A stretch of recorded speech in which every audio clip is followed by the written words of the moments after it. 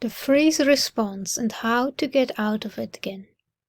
The freeze response is one of our natural involuntary stress responses. It happens when the parasympathetic activation starts to overpower the sympathetic arousal. The sympathetic signs of high muscle tone are still visible as an underlying energy. Some like to imagine the nervous system like a car, where the sympathetic activation is the gas pedal, the parasympathetic nervous system is the brake. In case of freeze, we still have our foot on the gas pedal, while we hit the brake hard. The car stopped moving, but the moment we let go of the brake, it will jump forward with fight-flight energy. If we let go of the gas completely, the body would go into shutdown dissociation, where the muscle tension drops. The sign of a freeze response is the inability to move voluntarily. The body seems frozen in place, the muscles are tight. This can be accompanied by feelings of fear and a tangible heartbeat. Yes, I have experienced exactly those symptoms in a freeze response. We are usually still aware of our surroundings, yes, very much. Our consciousness is not turned off, yes. When we go into freeze, we might get stuck there. Our body freezes, the brain recognizes that as a sign of danger, so it signals back to the body that we must be in danger. The body intensifies the stress response, which sends more signals back to the brain that the situation must be dangerous. The feedback loop reinforces itself. We might slip into shutdown from there. The hard way out. Because we are frozen, it seems like there is little we can do. We can't interrupt the feedback loop by simply moving. For many years I was taught that the only way to manage the situation is when someone from the outside intervenes and uses smelling salts to force me out of the freeze state.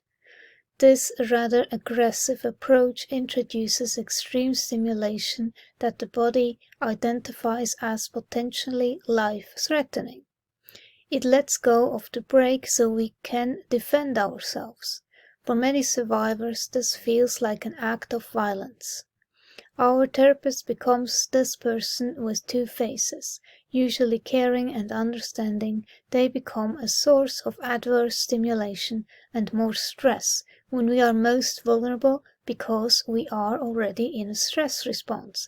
That feels like a loss of control. How are we supposed to trust them when they sometimes hurt us for our own good? And how are we supposed to tell that apart from what abusers said and did? Even when smelling salts are applied, we are not automatically regulated. We are just back in fight-flight.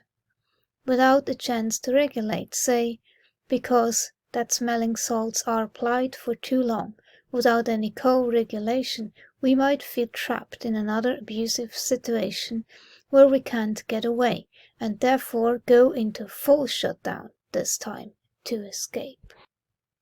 The gentle alternative.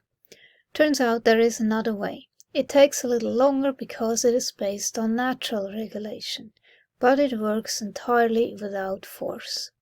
And even better, we can use it ourselves, without the need for an intervention by another person. We change the feedback loop that is happening between body and brain by guiding our awareness.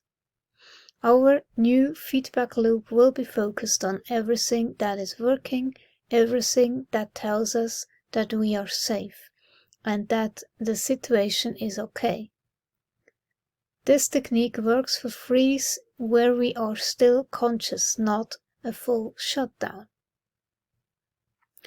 First, we need to check what resources are still available for us. Does the mind still work that is necessary? How about our senses? Can we see, hear, and sense? Is it maybe still possible to move the eyes or feel the belly move with our breath? Then we take our awareness and start to focus it on the information that reduces the stress. Using movement. The easiest situation is one where we can still move our eyes. We can start to move them however we want, slow and fast, up and down, looking in every direction, while we pay close attention to the fact that not everything is frozen. We can move something when we take in this felt sense of being able to move something voluntarily and focus on that alone. It usually doesn't take long before we notice that we can turn the head a little bit. The freeze response is slowly melting away. Then we focus on how we can turn the head, move that around, and we keep noticing the felt sense of being able to move the head. Whenever a new body part unfreezes, we focus our awareness on all the movement that is possible. It can take a couple of minutes, but once we are unstuck, we are almost back to our regulated self. Using senses. Sometimes small movements are not available, but we can still use our senses. That is when we start to scan our environment in search of something beautiful, something familiar, something common, or something neutral. Maybe we happen to look in the direction of something that is pleasing to the eye. Then we can use our awareness to take that in. Our body responds when we look at beautiful things. If there is nothing beautiful to be seen, maybe it is something for our everyday life, something that signals that everything is like it is always. Even taking in the felt sense of looking at something boring will change the feedback loop, because we are now sending signals from the brain to the body that nothing exciting or threatening is happening, while the body sends signals of whatever safe thing we are looking at back to the brain. We can make this exercise more efficient if we can use our other senses as well to increase the amount of input into the feedback loop. Then we could add birdsong or a pleasant smell to felt sense of things being okay.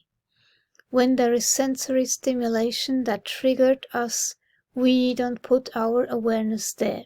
We just keep searching for something that is at least neutral. Using the mind. Sometimes we are already rather deep in the parasympathetic response and we can't move anything and we can't use our senses properly. Then we still have our mind and access to positive memories, fantasies, and imagery. Using the safe place is usually not the first thought we have when we go into freeze, but it surely isn't a bad idea. Any guided imagery could introduce new inner pictures to the feedback loop, but ones that include movement could be especially helpful. Our body responds to inner pictures the same way as to real situations. It can't tell the information apart. That is why imagery works so well.